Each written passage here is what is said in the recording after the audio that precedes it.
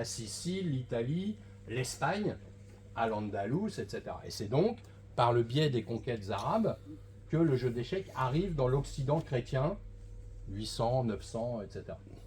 On a par exemple, si vous avez vu un roman, vous pouvez relire un roman assez intéressant qui s'appelle Le 8, qui est une espèce d'épopée archéologique comme ça, et on a le fameux jeu de Charlemagne. Donc Charlemagne ne jouait pas aux échecs, mais par contre on lui a offert, hein, parce que c'était des vraies statuettes en or ciselées, enfin, il y avait vraiment quelque chose de cet ordre-là. Et on va dire aux alentours de l'an 1000, il ne se passe plus tout à fait grand-chose. Voilà, il a fallu 200-300 ans pour que le jeu d'échecs arrive en Espagne et en Italie. Et par contre, et on en parlera tout à l'heure sur le monde slave et le monde russe, en fait, c'est la ligne marchande entre la mer Noire et la mer Baltique où se trouve l'Ambre. Et donc en fait, le jeu d'échecs est parti de la mer Noire, de la Turquie, et a remonté voilà, la mer d'Azov, la Crimée, l'Ukraine, pour aller jusque en mer Baltique où il y avait l'Ambre. Donc on retrouve la route de la soie et on retrouve les routes commerciales. Et en fait, le jeu d'échecs a voyagé à travers les routes commerciales. Et puis arrive la féodalité chrétienne, 1100, 1200, et là, le jeu d'échecs prend la forme qu'il a aujourd'hui. C'est-à-dire, on parlait d'appropriation culturelle. Il n'y a pas d'éléphant dans le monde arabe, il n'y a pas d'éléphant dans le monde chrétien, donc l'éléphant disparaît. Et l'éléphant devient cette chose étrange. On pourrait vous approcher tout à l'heure si vous ne connaissez pas cette pièce, une espèce de gros pion avec une fente à l'intérieur. Et les historiens du jeu nous disent qu'éventuellement, cette fente est faite pour marquer les deux défenses de l'éléphant. On y croit, on n'y croit pas, en tout cas c'est comme ça. Par contre, ce qui est intéressant, c'est que en arabe, l'éléphant se dit fil.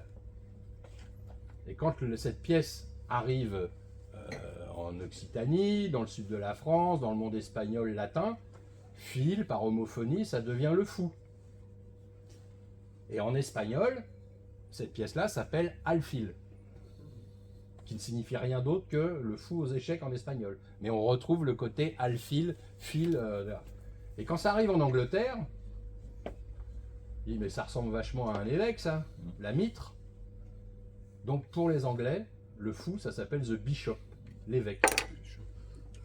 On retrouve des choses comme ça. Peut-être parce qu'ils sont fous aussi. Le char de combat, ça se dit rook, rook en arabe. Bah, ça fait rocus en latin, le rocher, la tour. Et en anglais, on dit the rook.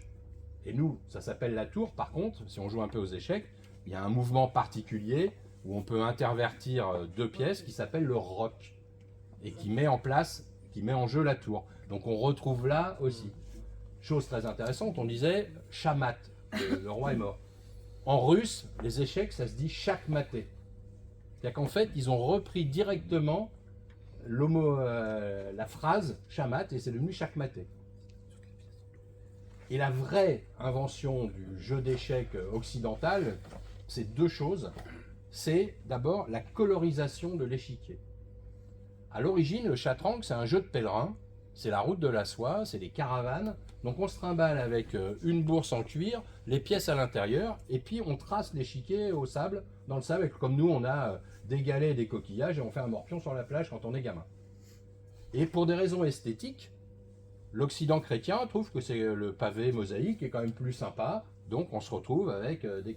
Il faut savoir, il y a un grand historien des couleurs et du Moyen-Âge qui s'appelle Michel Pastoureau, qui a fait des bouquins. Le noir et blanc, c'est finalement assez récent. C'était noir et rouge à l'origine, les pièces d'échecs, et les cases aussi. Et donc, à partir du moment où on a commencé à avoir ce damier, ou cette alternance de cases sombres et de cases claires, il y a des pièces qui sont devenues plus faciles à jouer, notamment celles qui vont en diagonale. Cela, c'est pas compliqué. On a la diagonale noire et la diagonale blanche.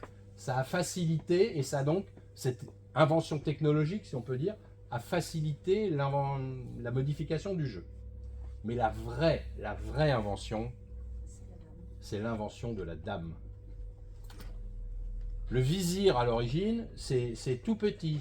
Ça se déplace que d'une case, ça sert quasiment à rien.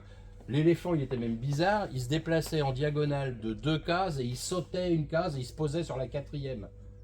hyper sympa à retenir ça pour les gamins de l'école maternelle. Donc résultat, et en fait, comme par hasard, à l'époque où c'est Isabelle qui est reine d'Espagne, c'est les Médicis, eh bien, on a la pièce la plus puissante de l'échiquier qui se trouve être la dame.